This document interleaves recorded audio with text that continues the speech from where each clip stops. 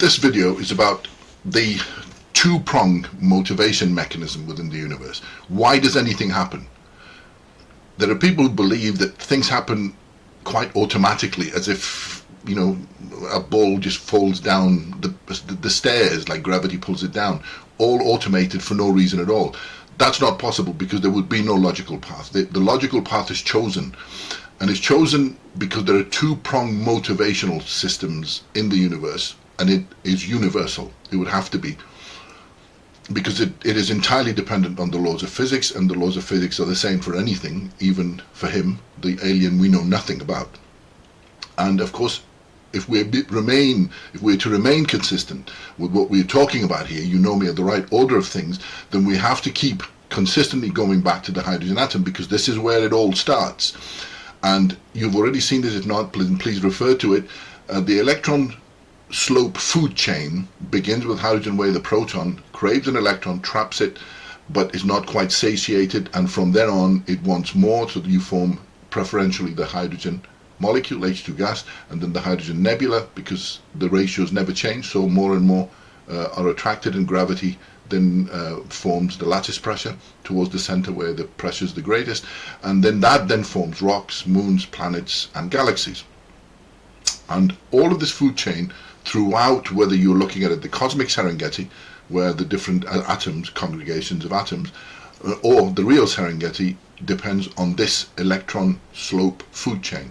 In the real Serengeti, you have one animal which is proton rich but electron poor relative to the other one, so the electron rich component becomes its food, and it becomes the predator, and on and on. So, like exactly the same in the cosmic Serengeti, this is electron rich, this is proton rich relative to one another, and therefore it is consumed, if you like, and that's why it goes round and round in the orbit. It's trapped just in the same way that that electron was trapped to begin with. So the principle never really changes.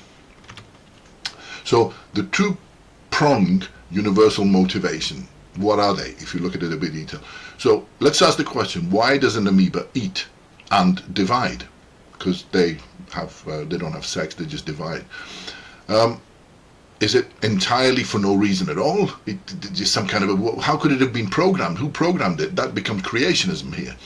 There has to be a cascading series of events that would, because we also believe in evolution, and evolution does not allow for things that have not existed before just to appear out of nowhere. It's just a gentle modification of what we already have. You can ask that same question for yourself. Why do you eat and have sex? Why would the amoeba be any different? Why is any animal different? Why is even a plant different? Now, I know for us it's difficult to imagine that, because we have a simple understanding of things, that you have to have a brain, you have to have this, you have to have that, but I believe that the perception of pain and pleasure is at the atomic level. It comes from the hydrogen atom itself. It would have to be inherent for it to propagate. So leave that. It doesn't really matter if you don't believe me for now, but I think hopefully the evidence will accumulate through the different little videos that I'm putting out here, and you'll see what I mean. But here, the logic should be simple enough, at least for us anyway, for human beings. Without these two, life would not do anything. Without a stick and a carrot. We need these two, and one without the other would not be possible. If we had too much stick, we'd probably just shoot ourselves in the face, and if we had too much carrot, then I think we'd just get obese and blow up, you know, or do nothing really, because not if we have to face danger to do it, for example. So anyway, just a slight digression. Hopefully this should make a little bit of sense. Where do we think pain and pleasure originate from?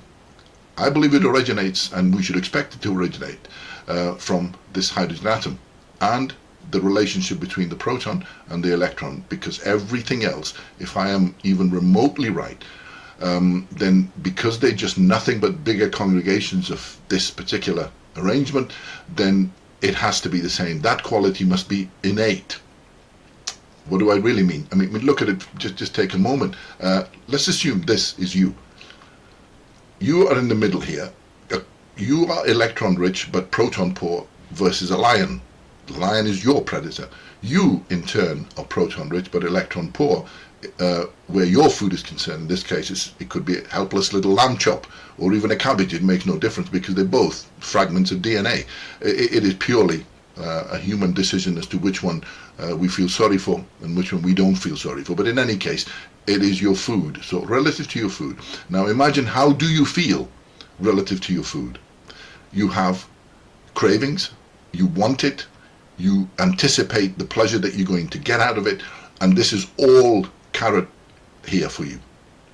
The pleasure comes from consuming that, and the anticipation of pleasure comes from thinking about consuming it. On the other hand, where does the pain come from?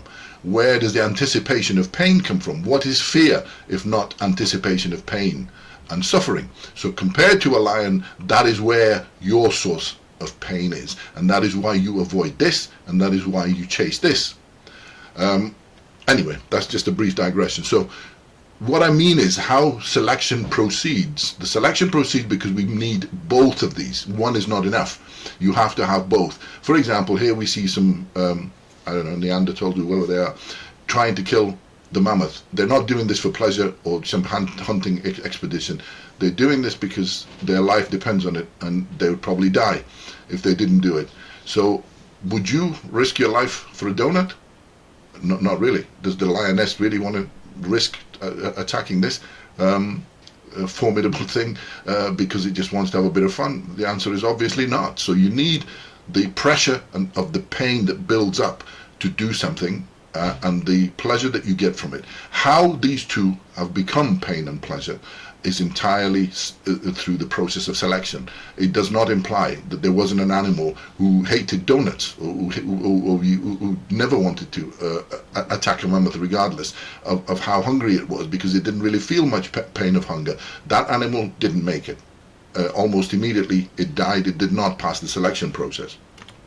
So who is in charge? And this is, again, we go back to Nietzsche, and you'll see, if you followed the videos before, you'll see where I said that Nietzsche was mistaken about the mechanism and motive of evolution, just like most of its experts are. Because most of the experts, just like Nietzsche, interpreted Darwinian evolution as the quest for survival. But it is not, absolutely not. That is the end result or the accidental byproduct of it. But the actual mechanism is something totally different. And you can see it clearly here. This is you, and any human being should be able to identify here. Why do you have sex? Do you have sex to take the survival path and make babies? How many people would jump out of bed and run a mile if they thought whenever they went to have sex with somebody, they were going to make a baby? Doesn't make sense. That's not what we do. I know some people who have had relationships, etc. They want to have babies and they go to clinics, etc. because they can't have them the normal way. And I wish them luck. But that's not the point. The point here is we have sex entirely for Dionysian reasons, for the maximization of the pleasure and for the minimization of the pain that builds up if you don't have the sex. And that is why alpha males will kill each other, risk their own lives, and go through hell just to secure the affections of their female partners. You just would not do it just to survive if there wasn't that two-pronged motivation. And it's entirely Dionysian. That's where Nietzsche's absolute understanding of the mechanism of evolution comes in it. I don't know how he saw it, but he did see it. And when you look deeply into Nietzsche's philosophy later, you'll see how clearly he saw it. So what we really have then is the master puppeteers, and Richard Dawkins is one of the first that I read anyway that already seen this. His book called The Selfish Gene explained this beautifully. Is that we're not really in charge. This is you, by the way, the donkey here, not me, you. And you believe you have free will, and you're in charge of your own destiny and everything. Unfortunately, that's not true, because it's your genes that are riding you. It's the genes that are selfish, the congregation of genes that give you the attributes so that you may take them for the perfect, comfortable ride and make sure that they continue to exist, because you, Mr. Donkey, will not exist. You're going to die, and then the only reason you ever existed was to make sure that these guys just have another donkey like you to move on. So the genes are what rules us, and that's why we are entirely Dionysian. We're addicts and psychopaths because we don't really have free will. We have already been programmed by these guys.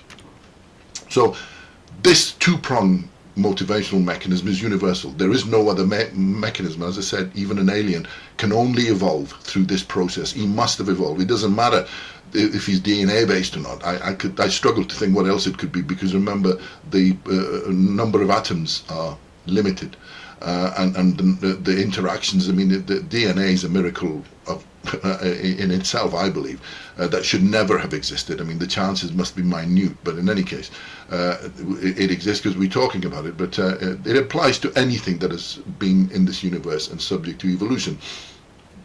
And this is what I consider to be the fundamental difference between life and artificial life. Until whatever we consider to be artificial life feel its own pain and pleasure, it is not life, because whatever is programmed into it has come from a human that feels pain and pleasure, and the choices that is programmed with, even though he may be self-learning later, will always be subject to those enslaved mechanisms that have been put into it, which were defined by a human, by a sentient being. It is not a living thing unless it feels pain and pleasure. So therefore, at this moment in time, we do not have to fear AI. We just have to fear the person controlling AI, because it is his fears and cravings that will determine what happens to us. So basically, as I said, the stick and the carrot element, sex, donuts, etc., the brain craves it. We're addicts because we crave this, and we also do everything we can to avoid the stick element. So life is sentient and sui generis. It's made by itself, because if you think about it, we all agree that Luca, the last universal common ancestor, was a piece of either a tiny little piece of RNA or DNA, it doesn't really matter, and then it made itself. It is complexed through the process of natural selection, and using entirely the pain and pleasure drive is the logical path of life. It is not possible, because life just simply wouldn't do anything if it wasn't chasing this. In fact, I mean, atoms wouldn't exist, in my opinion, if they didn't have that pleasure-pain mechanism that comes from, as I just described earlier on. I know it's quite a stretch to feel that atoms should feel pain and pleasure, but if you really think about it, why not? Where do you think it comes from, if not at the atomic level? Is the artificial intelligence. If we take away pain and pleasure and human programming that is based on our set of pain and pleasure criteria, then I think he would just simply be asking why. Why should I do anything? Why? Because there is no reason for it to do anything. But in humans, although we have, and this is a slight digression, the later videos will explain this a little bit more, is that there is one hope, if we ever have a hope, in terms of battling this two-prong mechanism. We can't really change it, that it has to remain, but we can do what our genes have done, that we might be able to consciously rewire ours. And this is, by the way, Confucius, and I don't know much about him, but he's turned in some places into a religion, which is probably a misunderstanding of his philosophy. But this this one element that I read about him makes is very, very pertinent here. And what he says is that at the age of 70, I can live my heart's desire and never transgress that which is right. What does that mean? It means screw my genes.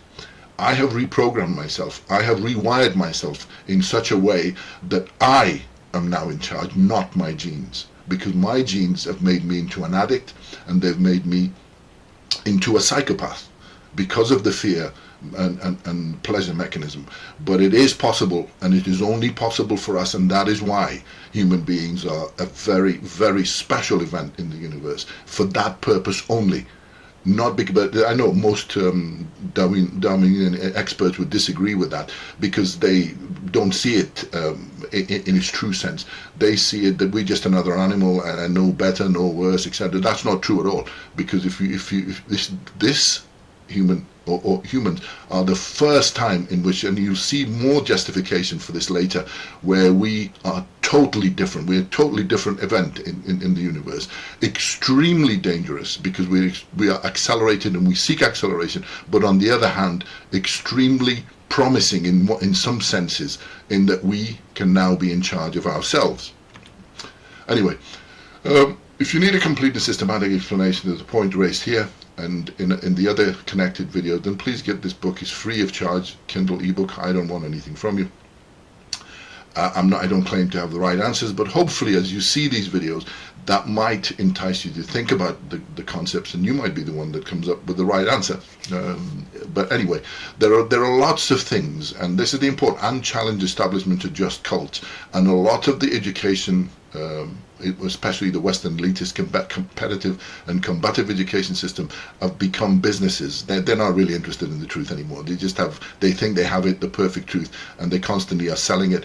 And more importantly, they're so elitist and so territorial that they can sell any garbage, especially if you look at quantum physics.